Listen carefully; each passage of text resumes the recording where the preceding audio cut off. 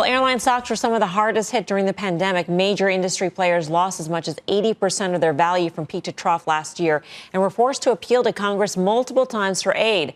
But was the eventual bailout really needed? In a column for the New York Times Dealbook, Andrew Ross Sorkin argues that, quote, once again, we have socialized an industry's losses and privatized its profits. Basically, what the government did was bail out shareholders.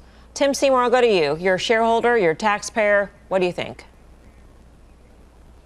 Kind of caught in the middle on this one. I guess my expectation was that especially the better balance sheets in the sector could have gotten through without the bailout. I think the credits and the grants across the board blindly for the sector are an example of what we've done in the past and are not fair. And again, think of executives at the airlines that are essentially incentivized and paid and comp through share prices. So they were really bailed out. I know we bailed out a lot of folks in the airline industry, and I think we kept jobs at almost full pay. But think about the restaurant industry. Nothing was done for these people.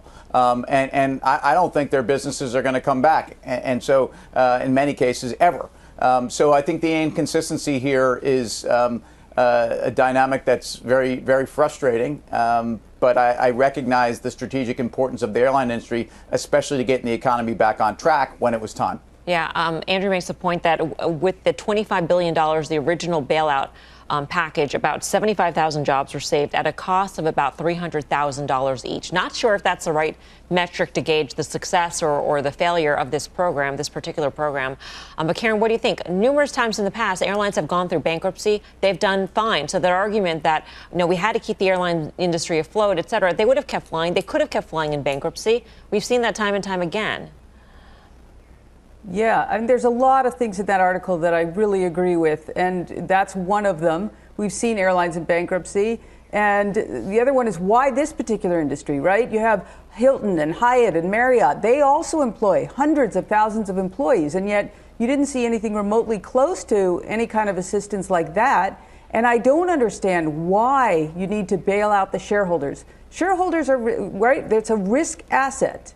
The government shouldn't be giving us a free put that they're going to bail us out if things don't go well. So I'm really against that. And when we look at other really important bankruptcies, like a GM in the financial crisis, right? That's I don't know how many jobs it was, but the government, they gave them money and they took a giant stake. And I don't understand why they weren't entitled to a giant stake here. I know they got a tiny bit of warrants that Andrew cites in his piece, but nothing remotely close. So I don't see why they didn't do a big convert.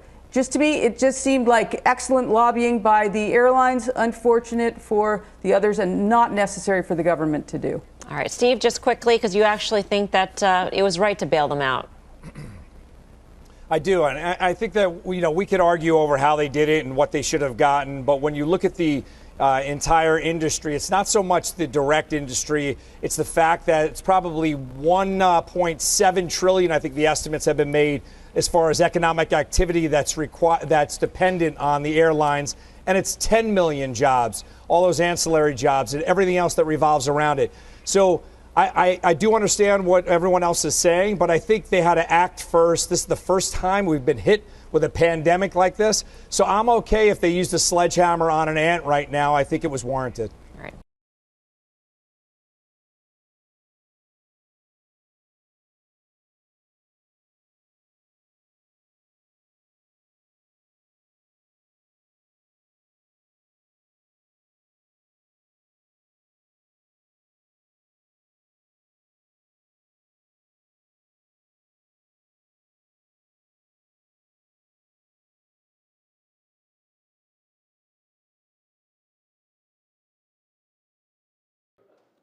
Shepard Smith here. Thanks for watching CNBC on YouTube.